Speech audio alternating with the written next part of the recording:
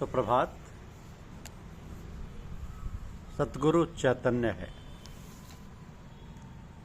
यह हमारी आज की आध्यात्मिक चर्चा का विषय। सतगुरु चैतन्य है। गुरुदेव के पारस होने में कोई संदेह नहीं है लेकिन पारस तो लोहे को ही सोना बना सकता है। गुरु तो अपने शिष्य को अपने समान बना देता है, अपने हर शिष्य को। तो पारस की और गुरु की क्या तुलना? कहाँ सतगुरु, कहाँ पारस? पारस आखिर जड़ है, पत्थर है, लेकिन सतगुरु चैतन्य है। भगवान का साक्षात्कार जिसके हृदय में है, इसलिए कहा कि मोरे मन प्रभु अस विश्वासा, राम से अधिक राम कर दासा। जिनको राम से भी अधिक ऊंचा कहा जाता, उनकी तुलना पारस से करना कैसे उचित होगा? ऐसे सतगुरु की शरण में पहुंचकर भी हतभाग्य ही रहा तो कुछ लाभ नहीं हुआ। इसका क्या कारण है? दो बातों में से एक होना चाहिए, या तो गुरु सतगुरु ना हो, या तो लोहा ना हो। नहीं तो फिर तेरा कल्याण ना होने का क्या कारण है?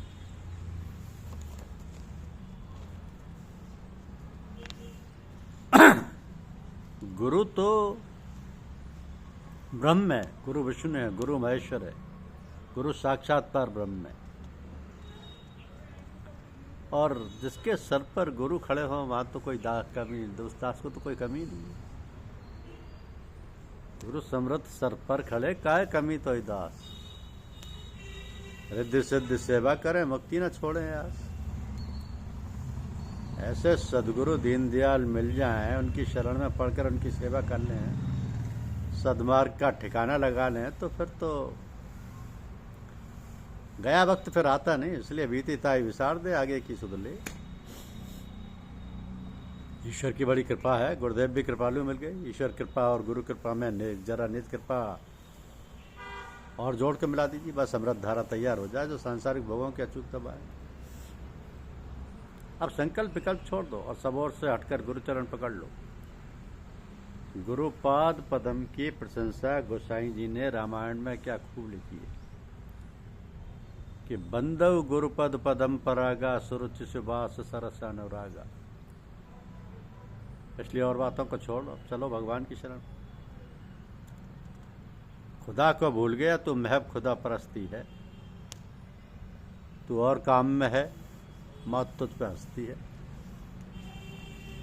पर ख्याल आते ही आंसुओं की धार जारी हो जाती है, दिल में हुक उठती है और हिचकी बन जाती है।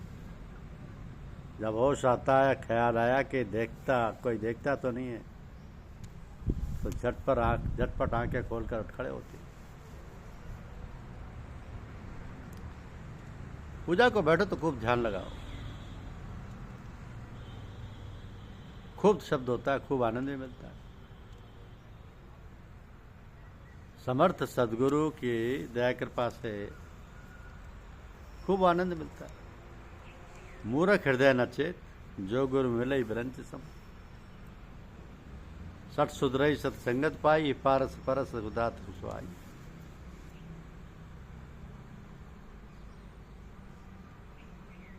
तो ऐसे व्यक्ति का जिनको अपनी कमजोरियों का सीधा और सच्चा ज्ञान हो, सुधार संभव है।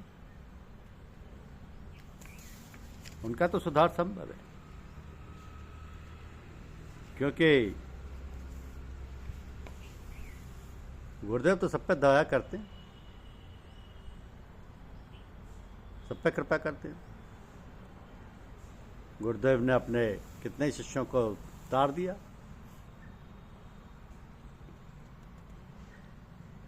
का बरसा जब कृषि सुखाने, समय चूके पुण्य को पछताने। गज के उद्धार की आपको इतनी जल्दी पड़ी थी कि गरुड़ जी की सवारी भी ना की और नंगे पैर भागे।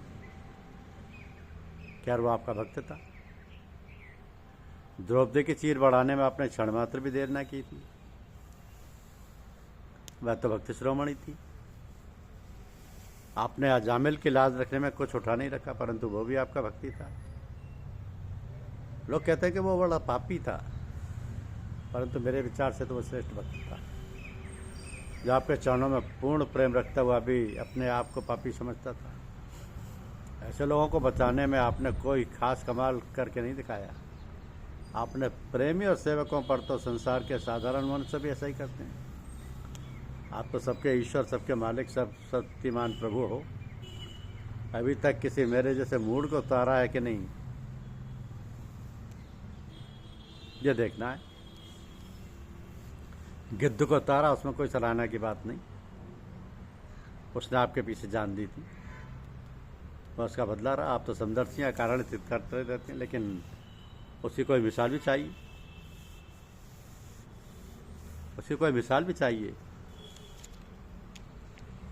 यदि आप मेरे और भी कृपा दृष्टि से देखते हैं, अपनी वृद्धावली को सार्थक करते हैं, तो मेरा कल्याण है। और उसी मुनि भक्तों द्वारा गाए गए गुणानुवाद ठीक है। क्या अच्छा मौका है, भगवान देर न करो, मेरा तो बेड़ा पार है। क्योंकि गंगा जी की पैरवो विप्रन क्या व्यवहार, डूब जाए तो पार है, पार जाए तो पार। आपका नाम लेता हुआ डूबूंगा तो यमदूत तो मेरे पास पटक नहीं सकते। आपके लोक में पहुंचूंगा, इसलिए अधिक अच्छा हुआ कि आप मेरा हाथ पकड़ लें और बचा लें। इसमें आपका यश और मेरा कल्याण दोनों है। ये मेरा स्वार्थ नहीं, मैं तो निष्काम भाव से निस्वार्थ होकर आपके यश और भलाई के लिए ही सविनय कर जोड़ कर प्रार्थना कर रहा हूँ। मुझको पार लगाने में आपकी कीर्ति इस कलयुग में फिर एक बार फैल जाए। ये सब आपके ही कल्याण और यश के लिए है। मेरा तो कल्याण है ही, मेरे तो दोनों हाथों में लड्डू है। डूबता हूँ तो आपका लोक मिलेगा, और बचाते हैं तो चरण स्पर्श का अवसर मिलता है, तथा आपकी भक्ति और प्रेम का अधिकार मिलता है। तो भगवान जहाँ तक कहने, सुनने, समझने, प्रार्थना करने की गति थी कि अब बचाइए प्रभु, बड़ा संकट है, घोर विपत्ति है, दौड़िए, देर न कीजिए, कृपा सागर दीनबंधु इन नामों को सार्थक कीजिए। भगवान से तो दया, कृपा या प्रार्थना ही की जा सकती है। त्राइमाम बचाओ प्रभु। सोतन राख करब में कहा, जय हिन प्रेम प्रण मोर निर्वाहा। तू दयाल दीन हो, तू दान हो भिखारी हो प्रसिद्ध पातकी, तू पाप पंजहारी। सब कुछ आपकी दया कृपा से है प्रभु। संसार में जितने साधन हैं सब क्षणभंगुर हैं, और उनसे वियोग अवश्यम व्यापी है। अंतर केवल इतना है कि कोई हमको छोड़कर पहले चला जाता है, किसी को हम छोड़ जाते हैं, आगे पीछे का फर्क है, बाकी सब आने जाने वाली हैं। इसलिए अपने चित्त को आप में लगाए रखने में ही आराम है। धन्यवाद। यूट्यूब चैनल को लाइक और सब्सक्राइब अवश्य करें। शुक्रिया।